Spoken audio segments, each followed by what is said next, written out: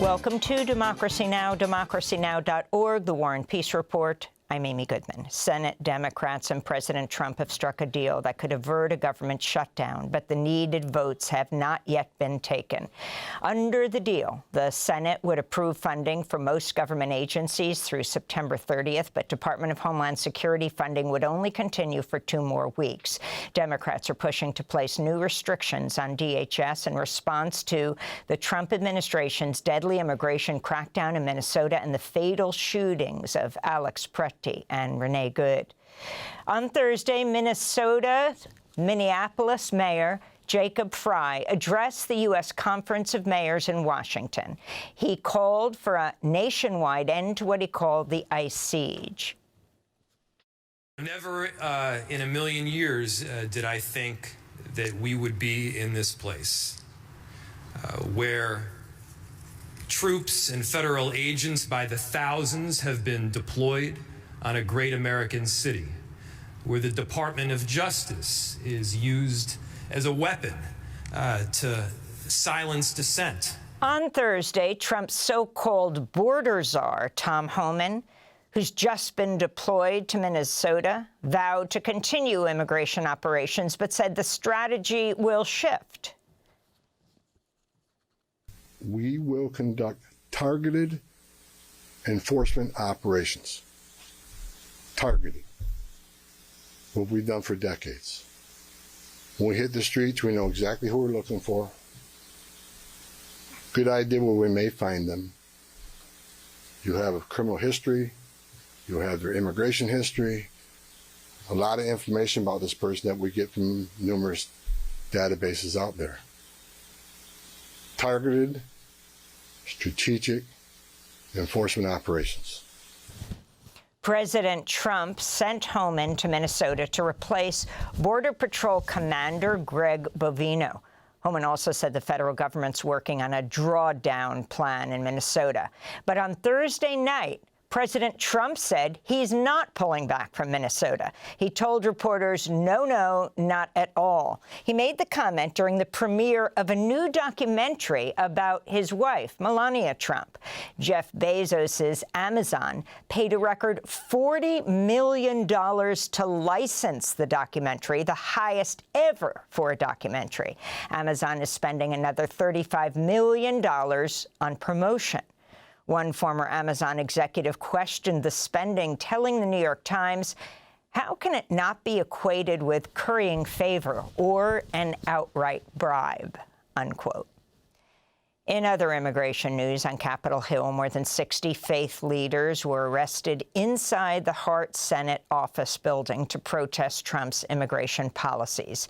They carried banners reading, "Do justice, love, kindness, abolish ICE," unquote.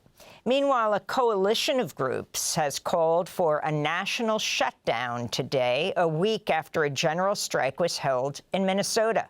Organizers are calling for, quote, no work, no school, no shopping, stop funding ICE, unquote. Republican Senator Susan Collins of Maine is claiming ICE has paused its large-scale immigration roundup in the state. Collins said she'd urged Homeland Security Secretary Kristi Noem to reconsider the operation, dubbed Operation Catch of the Day, that targeted the cities of Portland and Lewiston in Maine, which both have sizable Somali populations. Democratic officials have questioned Senator Collins' claim. A spokesperson for the Maine Democratic Party said, quote, Collins is trying to save face on the same day the Senate is set to vote on a DHS funding bill she has been leading the charge to pass without a single reform or guardrail to ICE's reckless, dangerous behavior, unquote. The Financial Times reports private companies have reaped $22 billion in contracts with ICE and CBP, Customs and Border Protection, over the past year. Spending by CBP on private contractors increased sevenfold between the first and second half of last year.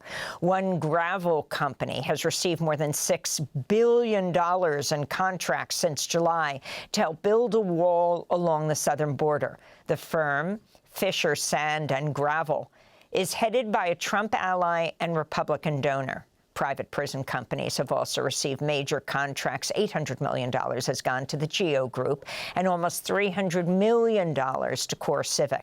The data intelligence firm Palantir has received more than $81 million in ICE contracts since last January. The online news outlet 404 Media recently reported Palantir has developed a new tool to help ICE find neighborhoods to raid. Iran's top diplomat is in Turkey for talks. As fear continues to grow, the U.S. might soon launch a major attack on Iran. The New York Times reports Trump has been presented in recent days with a, quote, expanded list of potential military options against Iran aimed at doing further damage to the country's nuclear and missile facilities or weakening Iran's supreme leader, unquote. The current options include sending U.S. forces inside Iran to carry out raids. Defense Secretary Pete Hegseth spoke during Trump's cabinet meeting Thursday. Same thing with Iran right now, ensuring that they have all the options to make a deal. They should not pursue nuclear capabilities. We will be prepared to deliver whatever this president expects of the War Department. Meanwhile, inside Iran, Reuters reports security forces have rounded up thousands of people in an attempt to prevent renewed anti-government protests. According to the U.S.-based human rights activist news agency, over 6,000 protesters were killed since December, but some believe that to be a vast undercount. We'll have more on Iran later in the broadcast with the award-winning Iranian filmmaker Sepideh Farsi. Venezuela's interim president, Delcy Rodriguez, has signed into law a bill to allow for the privatization of Venezuela's oil industry. Soon after the bill was signed, the Trump administration lifted some sanctions on Venezuela, making it easier for U.S. oil companies to buy, sell, and store Venezuelan crude oil. Your oil companies going to Venezuela now, scouting it out and picking their locations. On Thursday, President Trump also said he would order Venezuela's commercial airspace to be reopened. The moves come less than a month after the U.S. attacked Venezuela and abducted President Nicolas Maduro and his wife. In related news, Trump's threatening to impose tariffs on any country that sells or provides oil to Cuba, as the U.S. intensifies efforts to topple the Cuban government. On Thursday, Trump said, quote, I think Cuba will not be able to survive, unquote.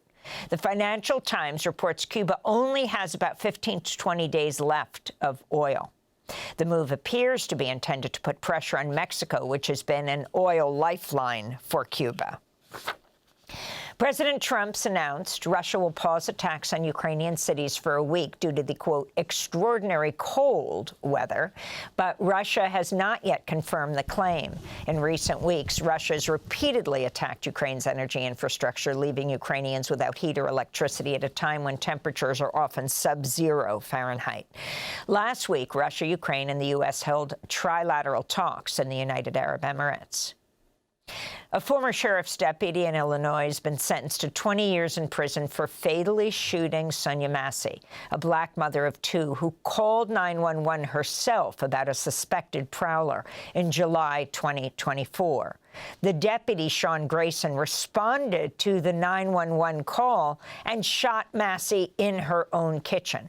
He was convicted in October of second-degree murder. Ahead of the sentencing, Massey's mother, Donna Massey, told the court, quote, today I'm afraid to call the police in fear I might end up like Sonia, unquote.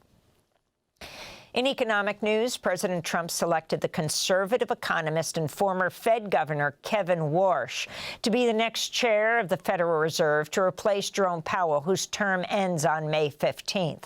Warsh served on the Fed's Board of Governors from 2006 to 2011. And President Trump and two of his sons have sued the Internal Revenue Service and Treasury Department for at least $10 billion over a leak of their tax returns. In 2024, a contractor at the consulting firm Booz Allen Hamilton was sentenced to 5 years in prison for leaking the Trump records to the New York Times and ProPublica. Earlier this week, the Treasury Department canceled all contracts with Booz Allen Hamilton. Both the IRS and Treasury are headed by Trump appointees. In October, Trump demanded the Justice Department pay him $230 million in compensation for the federal probes against him. And those are some of the headlines. This is Democracy Now!, democracynow.org, The War and Peace Report. I'm Amy Goodman.